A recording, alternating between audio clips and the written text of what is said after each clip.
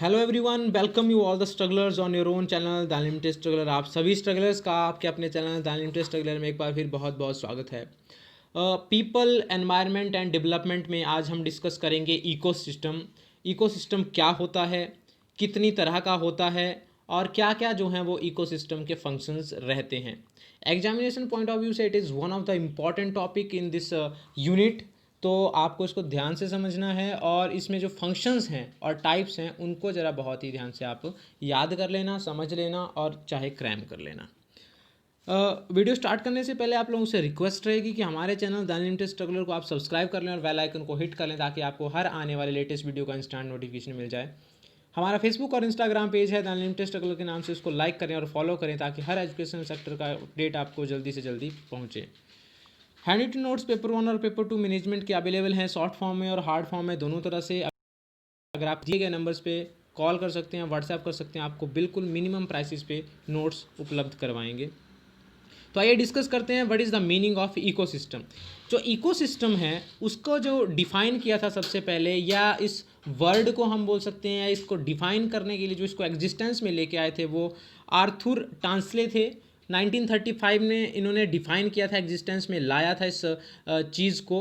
हालांकि इकोसिस्टम तो बहुत पहले से, ठीक है, जब जो अर्थ है एग्जिस्टेंस में आई थी, धीरे धीरे सारी चीज़ें बनी तो तब से एग्जिस्ट कर रहा है इकोसिस्टम। लेकिन आर्थर टांसले ने इसको डिफाइन किया एक सिस्टमेटिक वे में।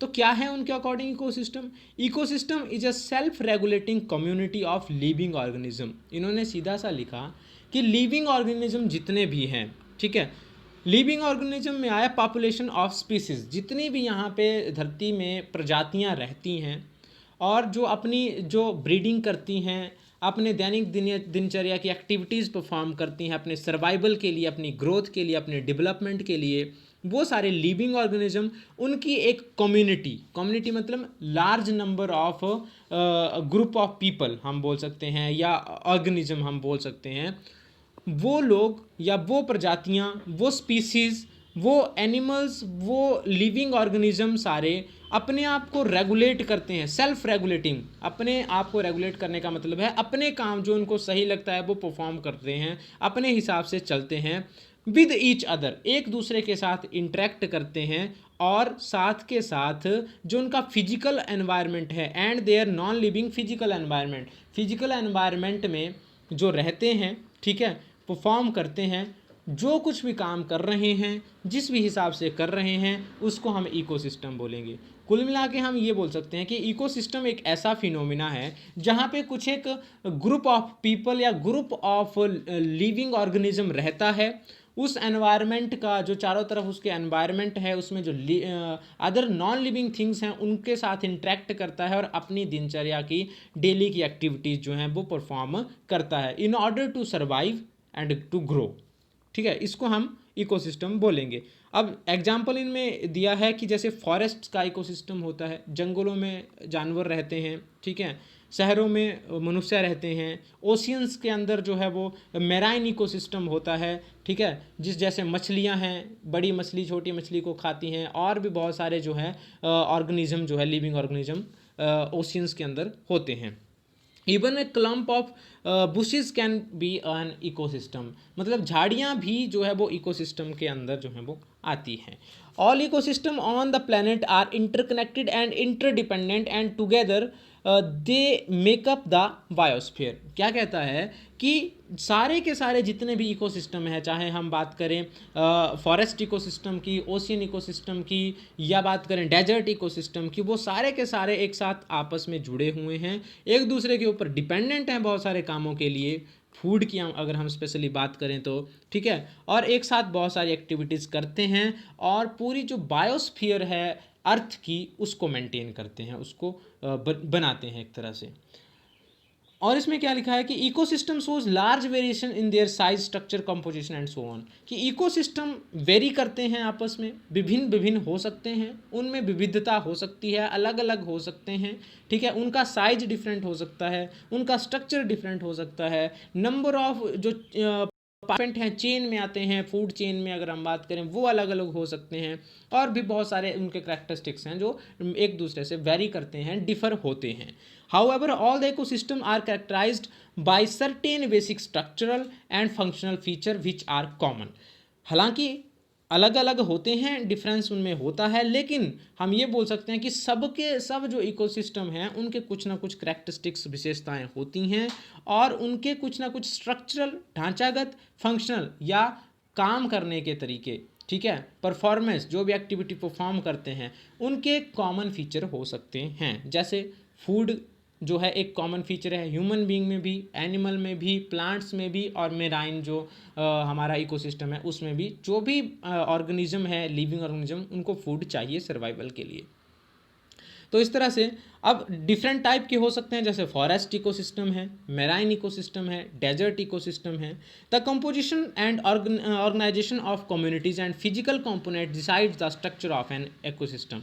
क्या बोलता है कि जो इकोसिस्टम का ढांचा है, ठीक है, वो कौन डिसाइड करता है? वो डिसाइड करता है कि कंपोजिशन क्या है, किस तरह के प्राणी रहते हैं, और किस तरह के उनके ग्रुप्स हैं, कितने पार्टिसिपेंट हैं एक ग्रुप में, उनके फिजिकल कंपोनेंट्स क्या हैं, किस तरह की एक्टिविटीज़ परफॉर्म करते हैं. तो उसी हिसाब से जो है वो उनका इकोसिस्टम का स्ट्रक्चर जो है वो डिसाइड होता है. टाइप्स ऑफ इकोसिस्टम की बात करें तो दो बेसिक टाइप होते हैं इकोसिस्टम के. एक तो बायोटिक इकोसिस्टम होता है और एक एबायोटिक इकोसिस्टम होता है. बायोटिक इकोसिस्टम को हम लिविंग कंपोनेंट्स के बोलते हैं, कि मतलब जो लिविंग कंपोनेंट्स होते हैं वो बायोटिक इसमें इकोसिस्टम में आते हैं, और जो दूसरे एबायोटिक है वो दूसरे वाले एबायोटिक इकोसिस्टम में आते हैं. अच्छा, living components in an ecosystem are either producer कौन है एक इकोसिस्टम में, वो या तो प्रोड्यूसर हो सकते हैं. प्रोड्यूसर क्या, जो खाद्य सामग्री या भोजन खुद बनाते हैं, खुद प्रोड्यूस करते हैं. या कंज्यूमर, जिसने बनाया या दूसरे के ऊपर डिपेंड होते हैं कि दूसरों को अपना भोजन बनाते हैं. वो बायोटिक कंपोनेंट्स हो सकते हैं, या तो प्रोड्यूसर होंगे उसमें या कंज्यूमर्स होंगे उसमें. Producer produces organic components. जो प्रोड्यूसर है वो ऑर्गेनिक कंपोनेंट्स को प्रोड्यूस करता है, उत्पादन करता है. जैसे प्लांट्स हैं, प्लांट स्टार्च उत्पादन करते हैं, कार्बोहाइड्रेट्स बनाते हैं, सेल्यूलोज बनाते हैं, और इस सारी प्रक्रिया को हम फोटोसिंथेसिस बोलते हैं. मतलब फोटोसिंथेसिस जो प्रकाश संश्लेषण की क्रिया है, उससे प्लांट्स जो है वो अपना भोजन खुद बनाते हैं, इसलिए वो बायोटिक कंपोनेंट्स में आते हैं और प्रोड्यूसर उनको बोला जाता है. इसके अलावा अगर हम बात करें बायोटिक कंपोनेंट्स की या बायोटिक इकोसिस्टम की, तो उसमें तीन तरह की चीज़ें होती हैं मेनली. तीन इसके मेजर कंपोनेंट्स हैं, सब कंपोनेंट्स. प्रोड्यूसर, जिनको हम ऑटोट्रॉप्स बोलते हैं, मैंने पहले ही बोला कि अपना भोजन खुद बनाते हैं, जैसे प्लांट्स की अगर बात आती है तो. फिर आता है कंज्यूमर. कंज्यूमर जो होते हैं वो ऑर्गेनिज्म होते हैं, बायोटिक ऑर्गेनिज्म, जो डिपेंड करते हैं दूसरों के ऊपर अपने फूड के लिए. जैसे ह्यूमन बींग है, वो सब्जियां खाता है, ठीक है, पशुओं को खा लेता है मांस में. और पशु होते हैं वो घास खाते हैं, पत्ते खाते हैं, ठीक है. ह्यूमन बीइंग फ्रूट्स खाता है. तो मतलब दूसरे ऑर्गेनिज्म के ऊपर जो है वो डिपेंडेंट है फूड के लिए, इसलिए उनको कंज्यूमर बोला जाता है. थर्ड कैटेगरी आती है डीकम्पोजर. डीकम्पोजर माइक्रो ऑर्गेनिज्म होते हैं, जिनको हम छोटी मतलब अपनी ओपन आई से नहीं देख सकते हैं, या देख पाते हैं तो बहुत बिल्कुल छोटे छोटे आकार में होते हैं. और वो काम क्या करते हैं, ऑर्गेनिक मैटर को इनऑर्गेनिक कंपाउंड्स में कन्वर्ट करने का या प्रोसेस करने का. जैसे दूध से दही बनता है तो लैक्टिक वहाँ पे यूज़ होता है, ठीक है. लैक्टिक एक माइक्रो ऑर्गेनिज्म है. इसी तरह से फंगस है, इसी तरह से बैक्टीरिया है, ठीक है. ये सारे जो है वो डीकम्पोजर्स में आते हैं. अब दूसरा जो टाइप आता है इकोसिस्टम का, दैट इज एबायोटिक कंपोनेंट्स या एबायोटिक इकोसिस्टम. ये वो इकोसिस्टम का टाइप है जिसमें जो एबायोटिक मतलब जो नॉन लिविंग है. नॉन लिविंग मतलब जो जीवित नहीं है, संजीव नहीं है, निर्जीव है. अब उसमें क्या आता है, वो एक कंपोनेंट होता है केमिकल्स का, या कॉम्बिनेशन होता है केमिकल्स का, ठीक है. उनका फिजिकल स्ट्रक्चर जो होता है एनवायरनमेंट के अंदर वो केमिकल से बना होता है. जैसे कि हम बात करते हैं वाटर की, तो वाटर में H2O होता है, हाइड्रोजन और ऑक्सीजन मिले होते हैं, वो भी आपस में वो एक एलिमेंट्स हैं, ठीक है. और वो आपस में मिलते हैं, एक रिएक्शन करते हैं जिससे H2O पानी बनता है. इसी तरह लाइट है, विंड है, सॉइल है, ह्यूमिडिटी है, मिनरल है, ये सारे एबायोटिक कंपोनेंट्स हैं और इकोसिस्टम का टाइप बनते हैं. इसके अलावा जो है वो functions of ecosystem, one of the most important thing. Function क्या है इकोसिस्टम के, क्या होता है इकोसिस्टम के अंदर? It has different food chain and food web. क्या बोलता है? खाद्य श्रृंखलाएं बहुत सारी हो सकती हैं। जैसे ह्यूमन बींग मांस भी खाता है, ह्यूमन बींग जो है वो फ्रूट्स और फल सब्जियां खाता है, ठीक है। तो इसी तरह से ग्रास हॉपर जो है, घास होता है, घास को ग्रास हॉपर खा जाता है, ग्रास हॉपर उसको क्या बोलते हैं, मेंढक खा जाता है, ठीक है। और दूसरे तरह के टिड्डे खा जाते हैं, बड़े बड़े टिड्डे। तो इस तरह से वो एक फूड चेन होती है इकोसिस्टम में, और वो फूड चेन बनाते हैं। दूसरा इसका फंक्शन है, there is a unidirectional flow of energy. जो एनर्जी का फ्लो है वो एक तरफा होता है, मल्टी डायमेंशनल या टू डायमेंशनल नहीं होता है। और वो एनर्जी जो है वो सन से आती है, सन से ही जो है वो पौधों, पत्तों, हर जगह पे वो जाती है, हर एक पार्टिकल्स पे जाती है, और उस एनर्जी को जो है वो कंज्यूम करते हैं और फूड जो है वो बनाते हैं। इवन ह्यूमन बीइंग के सर्वाइवल के लिए भी जो सन की एनर्जी है, it is very very important and it is must.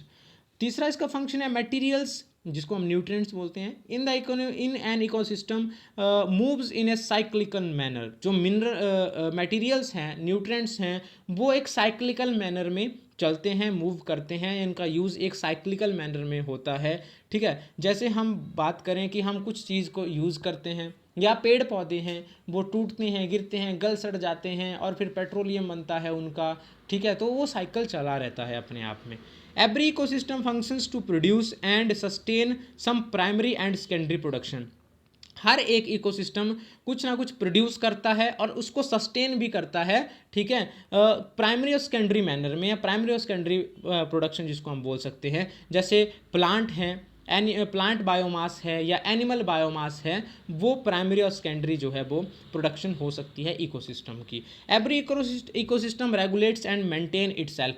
जैसा कि हमने पहले ही डेफिनेशन में पढ़ा, self maintaining and self regulating होता है इकोसिस्टम। तो हर इकोसिस्टम जो है वो अपने आप को एक सिस्टमेटिक मैनर में रेगुलेट करता है और मेंटेन करता है, चाहे वो हमारा जो है वो फॉरेस्ट इकोसिस्टम हो, मैराइन इकोसिस्टम हो, ओशियन इकोसिस्टम हो, या फिर जो है वो डेजर्ट इकोसिस्टम हो। तो ये था जी आज का लेक्चर। आई होप आपको वीडियो पसंद आया होगा। Thanks for listening, thanks for watching. Like करें वीडियो को, अगर अच्छा लगा हो तो कमेंट जरूर करें, सब्सक्राइब करें और शेयर करें। अनलिमिटेड स्ट्रगलर को आपकी कोई क्वेरी आप मुझे मेल कर सकते हैं इसके sankhyan666@gmail.com पे, कॉल कर सकते हैं, व्हाट्सएप कर सकते हैं 7627096162 पे। Thank you, thanks a lot.